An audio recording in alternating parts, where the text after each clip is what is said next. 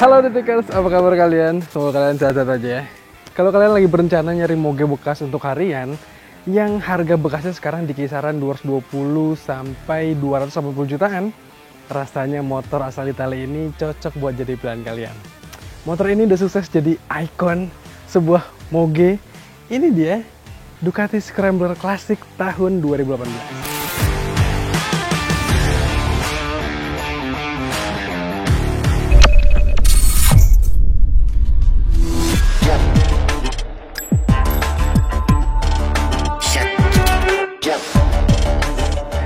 Nah, sebelum kita mencari tahu lebih jauh soal motor ini, kita kenalan dulu sama sejarahnya nih. Ducati Scrambler Classic tahun 2018 ini sebenarnya hadir dari tahun 2015 dan seangkatan bareng sama Ducati Scrambler termurah yang saat ini udah disuntik mati, yaitu Ducati Scrambler 62. Tapi untuk yang kelas 80 cc-nya waktu itu ada yang klasik, ada yang ini nih, ada yang icon, ada yang full throttle, ada yang urban enduro, dan sempat ada juga yang flat track pro. Sementara beberapa modelnya saat ini udah nggak ada lagi nih. Nah sekarang untuk yang Ducati Scrambler 80 cc itu yang tersisa hanyalah tinggal yang icon. Ada juga sekarang ada yang night shift, ada yang fast house, dan ada yang desert sled penggantinya urban enduro tuh. Sementara untuk yang 62 udah nggak ada lagi yang tadi gue bilang.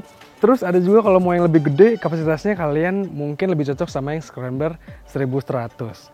Untuk harganya sih kisarannya berentang harga yang lumayan banget dari 300 juta sampai 600 jutaan. Nanti kalian bisa cek di tabel yang tadi udah gue tunjukin di video kali ini. Nah sementara untuk yang ini nih Ducati Scrambler Classic ini, di angkatannya yang tahun 2015 sampai 2018 yang tadi gue bilang ya, harga bekasnya udah cenderung terjangkau lah, walaupun sebenarnya Ducati ini harga bekasnya cenderung stabil teman-teman. Motor ini gue pantau untuk yang tahun 2015 sampai 2018 ada di kisaran angka 220 jutaan sampai 280 jutaan.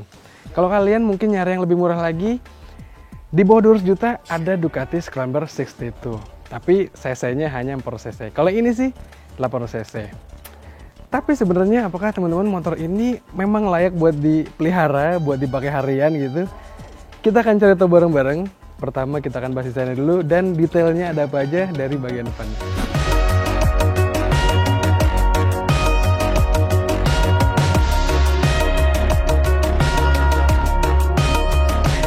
Nah, secara tampilan memang Ducati Scrambler ini yang tadi gue bilang ikonik banget ya teman-teman. Karena walaupun ini motornya dari tahun 2018 yang berarti udah sekitar 3 tahun sampai saat ini, tapi tampilannya masih tetap oke dan juga masih layak banget buat kita koleksi nih. Apalagi memang secara tampilan motor ini hadir dengan gaya yang retro, khasnya Scrambler lah. Tapi kita sekarang bahas detailnya dari bagian depan dulu. Di depan sini headlampnya nih untuk motor walaupun yang harganya ratusan juta, tapi ternyata headlampnya masih belum pakai bohlam LED putih, melainkan masih bohlam halogen kuning biasa. Tapi ini kaca teman-teman. Dan juga di sini di sekelilingnya ada daytime running light-nya, ada DRL-nya, jadi lumayan canggih lah ya. Sementara lampu sennya masih pakai bohlam halogen juga dan tampilannya agak kurang klasik dan agak kurang matching gitu kalau menurut gua. Nah lanjut, di belakangnya ada shock upside down atau inverted telescopic gitu yang diameter asnya 41 mm dan jarak travelnya 150 mm. Jadi dengan jarak travel segini, dengan shock yang posturnya segini, fix banget nih secara tampilan motor ini jadi kelihatan gagah dan juga jangkung banget nih. Jadi kesannya kalau pakai motor ini jadi agak siap buat dipakai kemana-mana ya, karena punya konsesi stok yang kayak gini. Turun ke bawahnya, dia udah pakai pelek yang jari-jari teman-teman untuk yang klasik ini. Peleknya belang depan belakang. Yang depan ini ringnya 18 lebih besar, sementara yang belakang ring 17. Dibalut sama ban Pirelli yang dual purpose gini nih, kodenya Pirelli MT60. Jadi kelihatan maco banget, kelihatan gagah banget tampilannya ya. Lalu juga di depan sini kita bisa lihat pengeremannya. Pastinya ya, motor yang cc-nya sebesar ini mesinnya, pastinya pakai pengereman yang harus aman juga. Di depan sini Ducati menyematkan pengereman yang cakram. Cakramnya diameternya 330 mm, dijepit sama kaliper dari Brembo 4 piston. dan juga udah ada ABS-nya. Jadi makin terjaga lagi. Dari depan sih kurang lebih seperti ini tampilannya. Sekarang kita geser ke samping. Ada apa aja sih di bagian samping?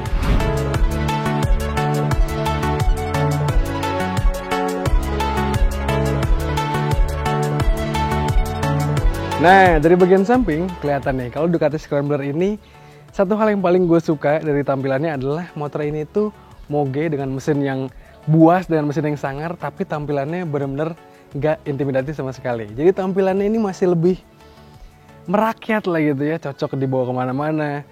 Kalau masuk gang sempit pun rasanya motor ini masih gak nakutin dengan gayanya, karena tampilannya memang layaknya motor Scrambler yang tampilnya retro, klasik, jadi masih pantas lah gitu dibawa kemana aja. Terus juga kita lihat detailnya. Tentunya di sini tangkinya masih pakai model yang Scrambler lama. Kalau yang baru tuh udah mulai ada konturnya. Kalau yang ini sih tangkinya utuh, tangki dikasih cover gitu ya, atau ada pemanisnya. Dan juga di sini ada emblem Scrambler Ducatinya. Tangkinya ini bisa menampung bensin sebanyak 13,5 liter teman-teman. Kalau turun ke bawahnya pastinya nggak bohong, mesin 800 cc Nia Ducati itu benar-benar ngebuat tampilan ini jadi lebih level up lagi, lebih cakep lagi. Tapi nanti kita akan bahas mesinnya. Kita balik ke atas, kita geser ke belakang. Di belakang tangkinya ini ada jok kulit yang lumayan empuk banget dan juga berkontur gitu.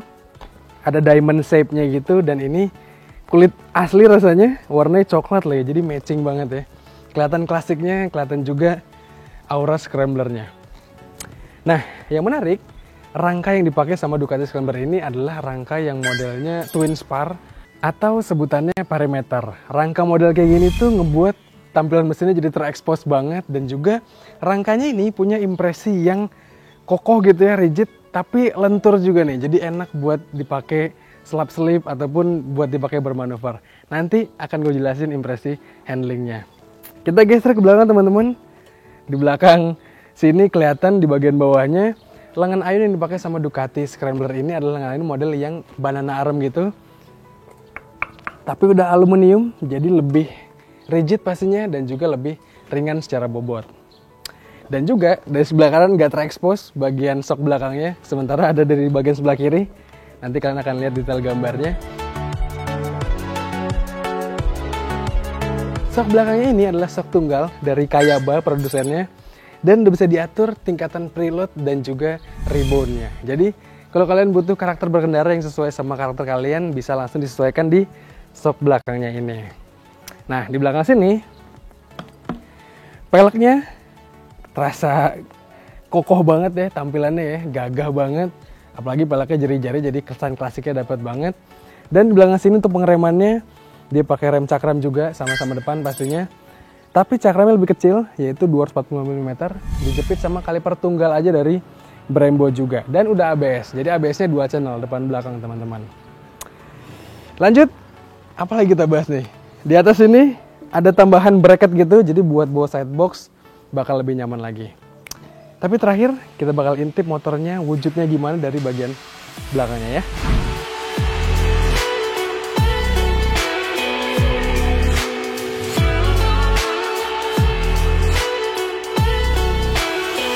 Nah, untuk bagian tampak belakang, lagi-lagi motor ini tampil kalem aja. Paling yang bikin agak sangar dikit yaitu emblem atau embosan tulisan Ducati di joknya. Sisanya sih ya kelihatan merendah lah motor ini tuh. Terus juga di belakang sini spakbornya lumayan pesek. Jadi kalau kalian mungkin boncengan dan ngelewatin jalan yang banyak genangan airnya, mungkin harus hati-hati, harus agak pelan dikit. Karena kalau enggak, airnya akan naik, nyemprot ke baju kalian. Jadi akan kotor teman-teman. Terus tampak belakangnya, lagi-lagi tampak sangar banget dengan penggunaan ban model kayak gini. Dan dari belakang kesannya clean banget, karena semuanya kayak dibuat seminimalis mungkin dan buat tampilannya jadi lebih rapi gitu. Udah lengkap kita bahas segala macam desainnya dan detailnya. Sekarang kita geser ke belakang sana untuk kita bahas masalah mesinnya. Nah, kalau kita ngomongin mesin, yang tadi gue udah bilang ya, Ducati Scrambler klasik ini adalah yang Ducati Scrambler pakai mesin 800 cc. Tapi kapasitas pasnya sih ada di 803 cc. Konstruksinya lagi-lagi khas Ducati, L-twin, 2 silinder, masing-masing silindernya ada 2 katup, jadi totalnya ada 4 katup di mesin ini. L-twin ya teman-teman, bukan V-twin. Dan dari mesin L-twin ini makanya bentukannya jadi kayak gini nih. Dengan rangka yang model perimeter tadi jadinya terekspos banget ya mesinnya. Di depan sini kelihatan headnya jadi agak terekspos gitu ya, agak terbuka. Jadi agak ngeri-ngeri sedep nih kalau kena batu gitu ya. Agak takut sesuatu bakal ngehantem bagian mesinnya ini.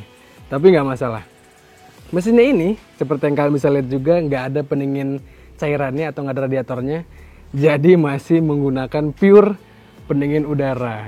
Jadi nanti impresinya akan gue kasih tahu gimana. Di atas kertas, klaimnya Ducati sih, tenaga yang bisa dihasilkan dari mesin 800 cc-nya ini ada di angka 73 daya kuda teman-teman. Dan juga untuk torsinya tembus di angka 67 Nm dan dapat di RPM yang lumayan tengah atau untuk torsi maksimal dapat di RPM yang lumayan rendah. Jadi tenaganya lumayan gede banget di tarikan awal, apalagi kalau kalian mungkin gak terbiasa dengan mesin-mesin 800 cc, mungkin akan sedikit jengat-jengat atau akan sedikit kalian capek gitu untuk menaklukkan mesinnya di tarikan bawah. Jadi kalau kalian udah biasa pakai 62 atau yang motor-motor moge 500 cc ke bawah, pengen naik ke kelas 1000 cc, rasanya Scrambler ini bisa jadi pilihan sebelum naik ke kelas yang mesin lebih tinggi lagi. Mesinnya, impresinya adalah yang tadi gue bilang ya, karena dia nggak pakai radiator, jadi untuk urusan pendinginan mesinnya itu agak lumayan panas lah gitu terbilangnya. Apalagi kalau dipakai di kemacetan teman-teman. Udah pakai di kemacetan, kalian jadi banyak driving di putaran bawah, ngebuat motor ini jadi panasnya itu betul-betul keluar banget, menyengat banget. Untuk kaki sih udah pasti panas banget ya, karena kaki kanan apalagi, karena memang di sini silinder knalpotnya melintang gini. Dan yang paling parah adalah panas mesinnya kerasa di bagian daerah paha atas, selangkangan gitu. Karena headnya itu posisinya benar-benar di bawah joknya teman-teman. Jadi siap-siap kalau pakai motor ini di kemacetan harus pakai sepatu boot supaya kaki nggak panas, dan juga pakai jeans yang tebal supaya daerah kaki, paha, segala macam nggak akan terlalu terganggu lah panas mesinnya.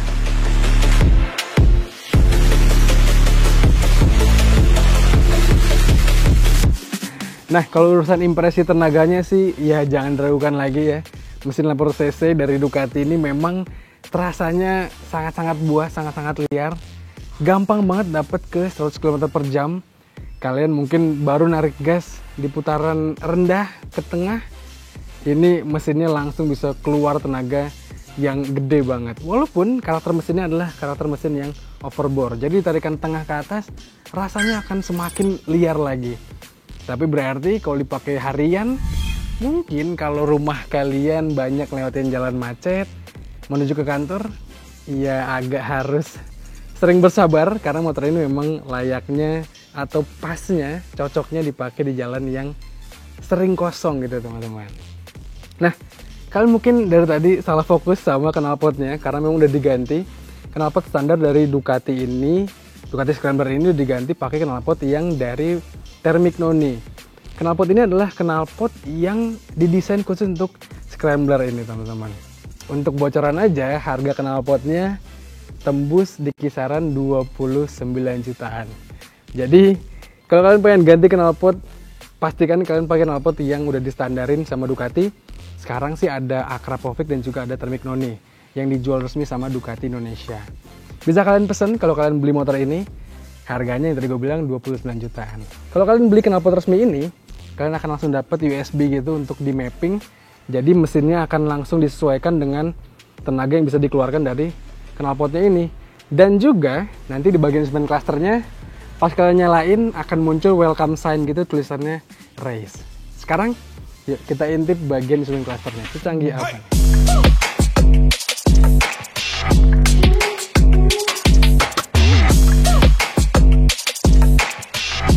Nah, sebelum kita lihat instrumen clusternya, kalian lihat dulu nih posisi duduk gue di Ducati Scrambler ini. Kita duduk ya. Tinggi gue adalah 175 cm dan pastinya yang tadi gue bilang karena motor ini sangat-sangat tidak intimidatif, alias friendly banget. Jadi gue pastinya bisa menapak dengan sempurna di motor ini. Bahkan masih lumayan nekuk nih kaki gue. Jadi mungkin untuk rider yang tingginya di bawah 170, mungkin 165, masih bisa menapak dengan sempurna lah. Posisi footstepnya nyaman banget ya. Lumayan di tengah posisinya, nggak terlalu ke belakang banget. Dan juga nggak terlalu ke depan kayak posisi motor cruiser. Jadinya untuk riding harian memang ini adalah posisi yang cukup nyaman nih. Sementara untuk posisi stangnya, nih stangnya itu menariknya, modelnya fat bar tinggi gitu, tapi agak lumayan ditekuk ke dalam, jadi mengarah ke pengendara nih. Jadi posisi stangnya untuk gua sih rasanya pas banget nih. Nah, yang menarik adalah Ducati Scrambler ini ternyata secara dimensi teman-teman nggak beda jauh sama Yamaha MT-25. Untuk urusan lebar dan tingginya, bahkan motor ini hampir-hampir sama nih teman-teman. Tapi memang secara panjang dan wheelbase memang agak beda dibanding MT-25 yang lebih rendah atau lebih pendek. Jadi mungkin kalau kalian pengen buat motor custom bergaya Scrambler dari Ducati kayak gini, model inspirasinya, mungkin kalian bisa pakai bahan dari Yamaha MT-25. Nah, lanjut kalau kita ngomongin bobot nih, motor ini memang bobot keringnya sih lumayan gak terlalu berat lah, di kisaran 175 kg. Tapi ketika diisi bensin, diisi oli segala macam, bobotnya tembus ke 192,5 kg teman-teman. Jadi lumayan berat nih. Walaupun untuk ukuran mobil 800 cc ini masih sangat-sangat friendly lah, atau masih sangat-sangat enak buat dipakai harian. Nah, lanjut kita bahas impresinya teman-teman.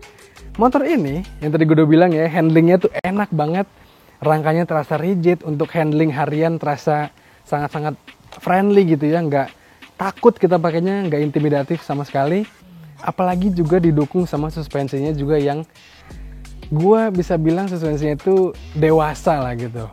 Jadi walaupun shocknya lumayan empuk ya, bagian depan bagian belakangnya, tapi shocknya ini nggak bikin kita limbung ketika kebut-kebutan, ketika bermanuver. Dan juga shocknya ini terasa pas aja gitu. Jadi settingannya terasa pas.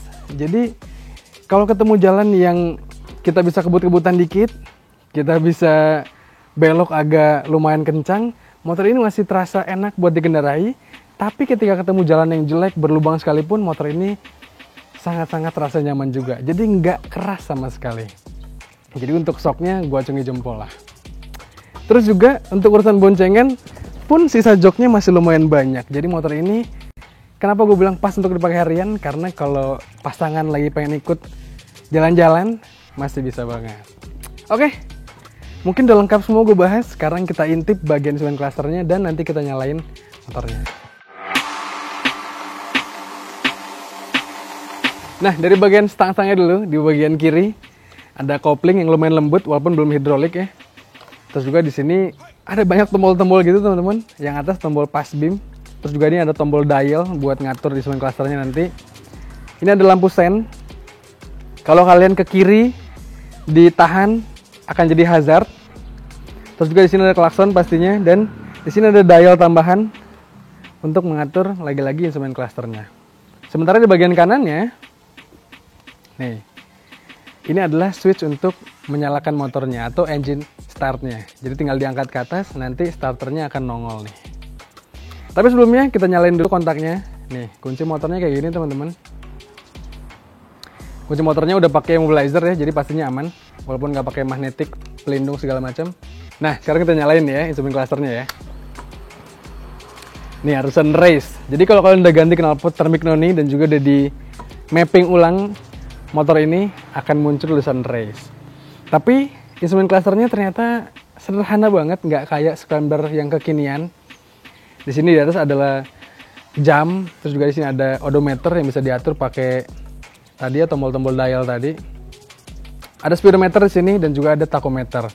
Belum ada gear position, bahkan belum ada fuel meternya teman-teman. Jadi untuk tahu bensinnya habis atau enggak, ya bisa diguncang-guncang lah. Klasik banget ya.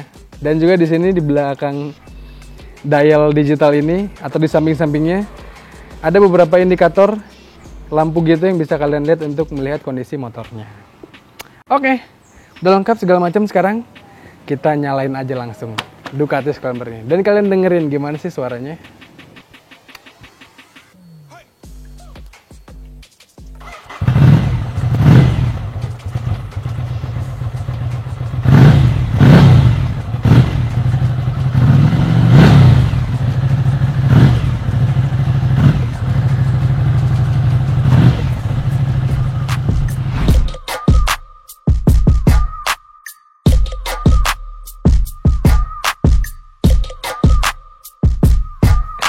Nah, kesimpulannya teman-teman, jadinya Ducati Scrambler ini memang bisa dibilang paket komplit ya.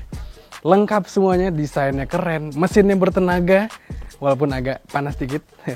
Dan juga handlingnya luar biasa enak, suspensinya oke. Jadi kurangnya, ya agak sulit untuk cari kurangnya ya. Selain mungkin motor ini memang agak terasa panas ketika dipakai di kemacetan. Dan kurangnya satu lagi adalah tabungan gue masih kurang nih buat beli motor ini. Tapi kira-kira menurut kalian gimana? Apakah kalian punya pendapat lain soal Ducati Scrambler ini? Coba diskusi sama kami di kolom komentar di video ini. Dan juga jangan lupa untuk main-main ke kanal kami di Detik Oto untuk kalian dapetin informasi terbaru dari dunia otomotif. Dan video kali ini bisa kalian tonton di kanalnya 20 Detik. Oke teman-teman, kalau gitu gue Hafiz pamit. Stay safe dan bye-bye.